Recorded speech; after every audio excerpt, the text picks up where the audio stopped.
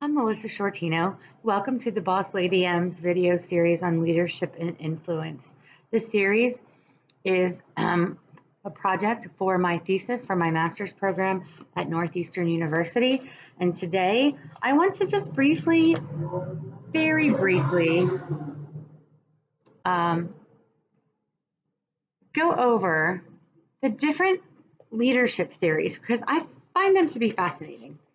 In prior videos, I've touched on some of them, and I've mentioned before that I think there are some really good points in all of the theories, and I promise I will make it interesting. So, the great man theory and the trait theory are that leaders are born and that leaders possess certain traits naturally. There are different contingency theories, and what they say is that environmental variables determine leadership styles.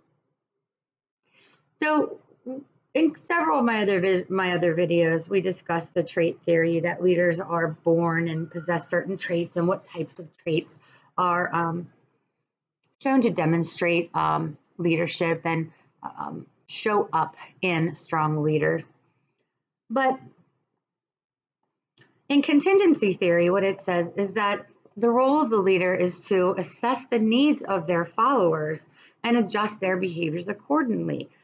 That there's no one way to lead. So, for example, situational theory says that leaders should choose how they lead based on the situation at hand. I think this can make a lot of sense because if leaders can't adapt to the situation, they're not necessarily going to be successful in every time they're leading. You can take the leader and put him or her in one situation where they are just explosively successful.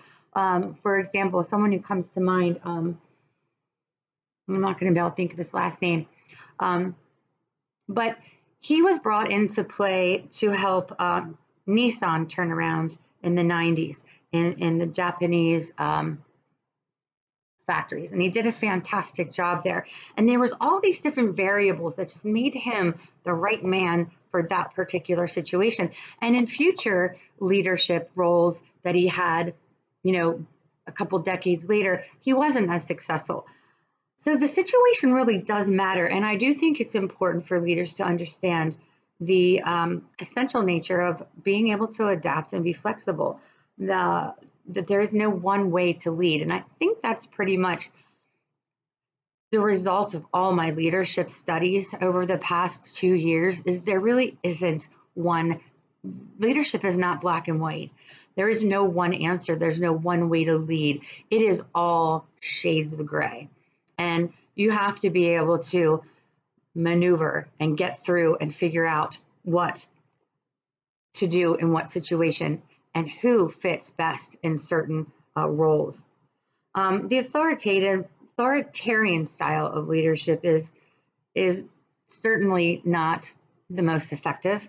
That is very bureaucratic, leading from the top levels down with very little interaction, lower levels with top levels.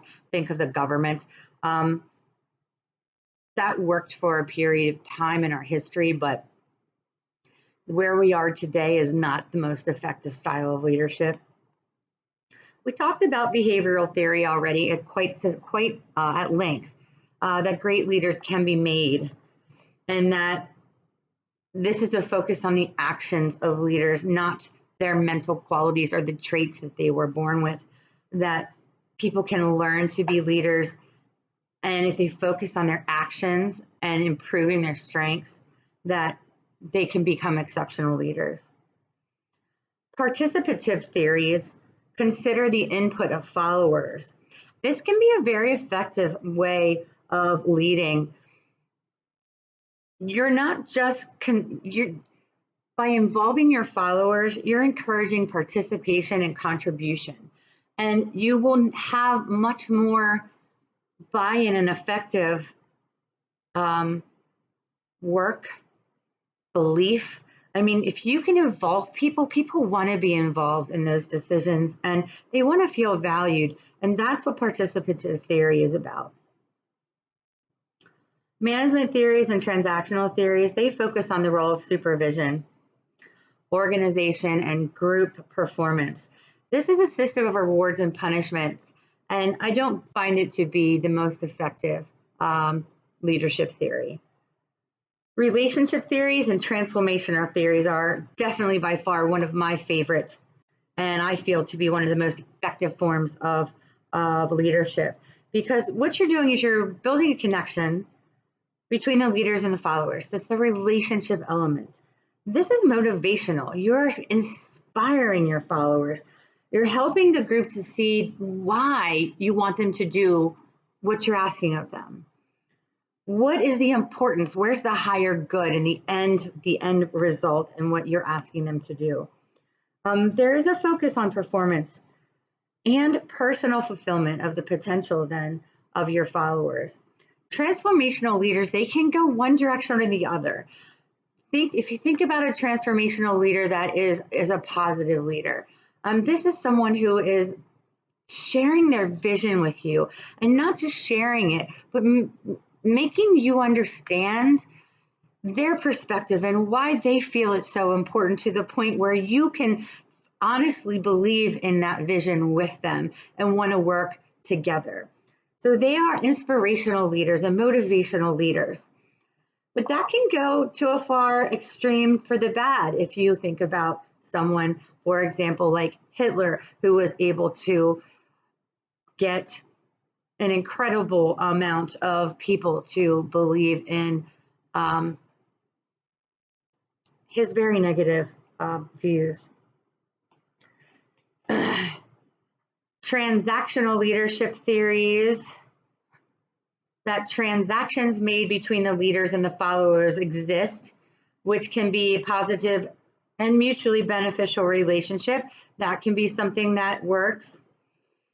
Again, in transformational leadership, I'm going back to that because I just find that solid relationship built on trust, motivation, good transformational leaderships lead with transparency, openness, and honesty. That is something that can be so lacking in our business world. And it's so refreshing when you see the companies that do that. I did a lot of studying in my program on crisis communication and crisis leadership, which I'll discuss in some of my videos. And it is just, sometimes so unbelievable how black and white a company can choose to deal with a crisis at hand, and the results that occur due to their decisions on how they identify their leadership choices when it comes to crisis. Leaders transform followers in this theory of leadership through inspiration, and often have charismatic personalities like we see in Steve Jobs, and as I noted in the negative sense, Hitler. They're able to give their leaders a sense of belonging, and I think really all of us want to feel like we belong and can identify with our leaders and their purpose. So that is a brief, very brief description of some, but not all, of the major leadership theories that I've been able to study and learn over the course of the last 2 years. And I look forward to seeing you, hearing your thoughts, and seeing you on the next video.